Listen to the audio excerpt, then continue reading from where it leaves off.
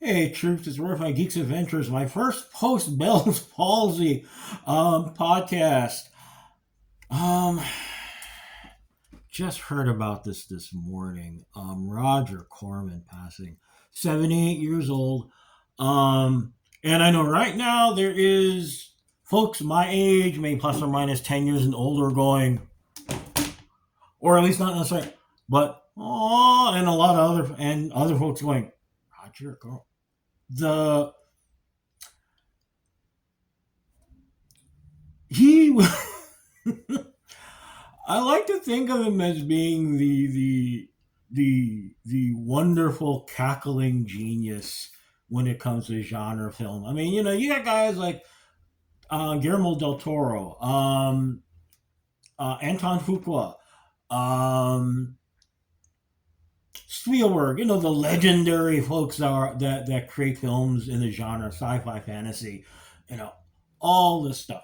Greta Gerwig for Barbie. Um, the ones that get all the awards, the accolades, and then there's Roger Corman, and I love calling him the cackling genius because kind of that's what he was. Made tons of B movies.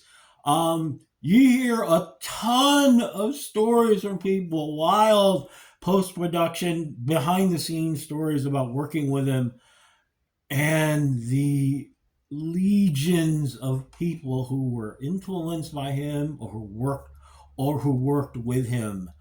Um, the film for me that I know him best from is Battle Beyond the Stars. It is the umpteenth take on the Seven Samurai, except done in deep space.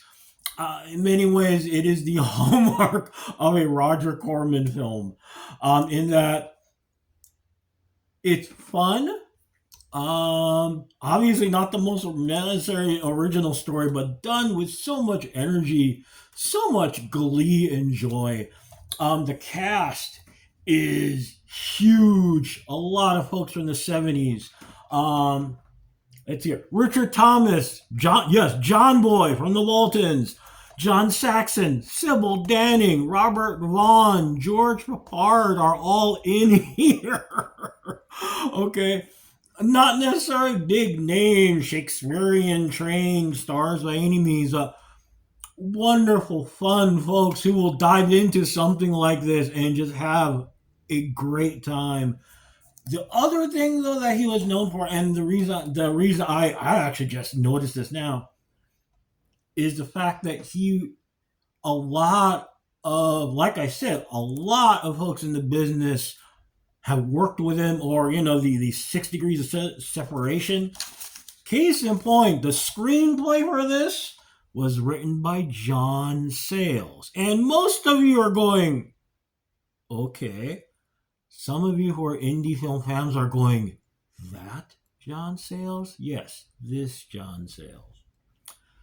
In the 80s, he became one of the indie film writers and directors, and he's most well known for making a classic, wonderful film noir film, Lone Star, with Matthew McConaughey and Chris Christopherson.